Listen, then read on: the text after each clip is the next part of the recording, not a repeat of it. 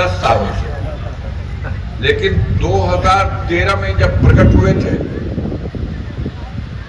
और तब उन दिनों एक और शख्सियत मंजर आम पर आई थी, शायद आप उनको भी याद करते होंगे, जो बाबा रामदेव के नाम से हिंदुस्तान में विख्यात हुए, योग गुरु बाबा रामदेव। एक आंदोलन शुरू हुआ भ्रष्टाचार के सवाल पर और कहा गया कि उच्च पदों पर बैठे हुए राजनेता हो या अधिकारी बड़े पैमाने पर भ्रष्टाचार में लिप्त है और मुल्क का कबाड़ा हो गया। देश को अगर भ्रष्टाचार से मुक्ति चाहिए तो लोकपाल का गठन करना पड़ेगा, और लोकपाल का अगर गठन हो गया तब देश में भ्रष्टाचार की समस्या का समाधान हो जाएगा। 2013 की आंदोलन की इस डिमांड को देश के मीडिया ने भरपूर समर्थन दिया।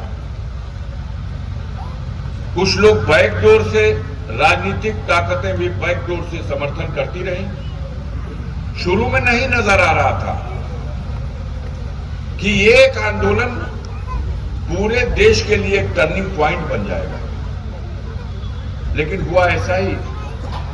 कुछ दिनों के बाद जो पर्दे के पीछे ताकतें थी वो मंजर आम पे आ गई और फिर जनता को ठगने का एक सिलसिला शुरू हुआ। अपनी याददाश्त पे गौर कीजिएगा तो आपको पता याद आ जाना चाहिए, मुझे उम्मीद है। नरेंद्र मोदी इस मुल्क के लिए एक सूबे के नेता थे। गुजरात एक प्रांत है, बहुत बड़ा प्रांत भी नहीं, उत्तर प्रदेश के मुकाबले उत्तर प्रदेश के चौथाई हिस्से के बराबर।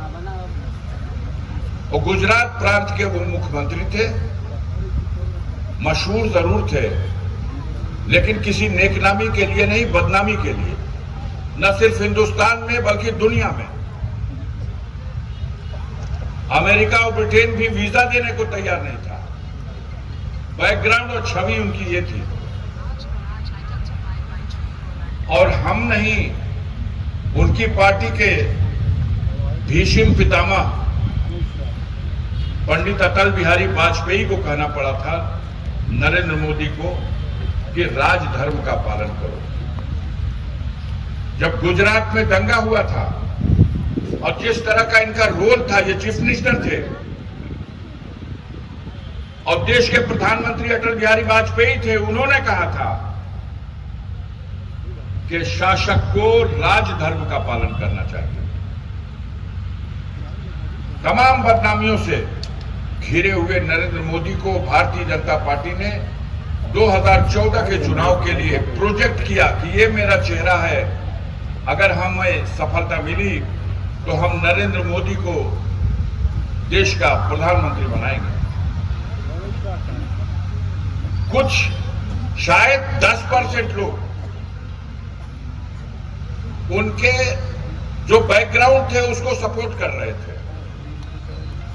लेकिन देश की 90% जनता कोई खास तवज्जो नहीं दी।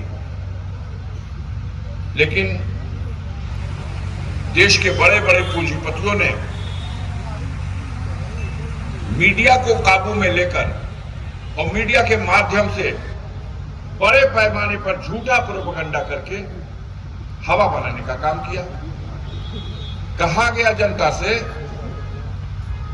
कि अगर नरेंद्र मोदी देश के प्रधानमंत्री बने तो महंगाई तो हम तुरंत कंट्रोल कर लेंगे।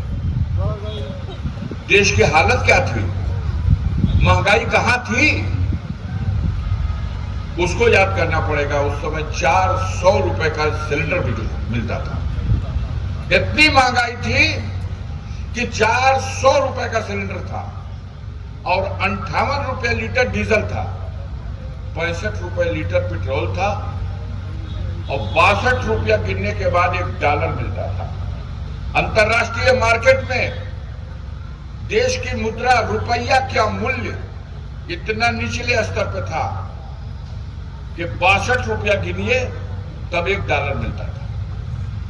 उस दौर में ये सिलेंडर लेकर के भारतीय जनता पार्टी की नेता स्मृति ईरानी, याद होगी आपको, वो दिल्ली में बैठ गई धरने पे और उन्होंने अपनी चूड़ी उतार करके मनमोहन सिंह को भेज दी कि मनमोहन सिंह, तुम देश के प्रधानमंत्री हो, धिक्कार है तुम्हारे ऊपर, ये चूड़ी पहन लो या त्याग पत्र दे दो, क्योंकि आज देश में महंगाई की मार से जनता करा रही है। 400 रुपए का सिलेंडर है, 65 रुपए का पेट्रोल है, 58 रुपए का डीजल है, 62 रुपए का डॉलर है। और फिर जनता की तरफ मुखातिब होकर के आंदोलन का रुख ये कहा गया कि सरकार बना दीजिए। ये बाबा रामदेव ये गला फाड़ के चिल्लाते थे कि अगर नरेंद्र मोदी की सरकार बनी तो 50 रुपए लीटर पेट्रोल, 40 रुपए लीटर डीजल और 250 का सिलेंडर। और ये जो डॉलर हुआ है 62 रुपए का, इसकी औकात भी हम 50 रुपए से नीचे कर देंगे।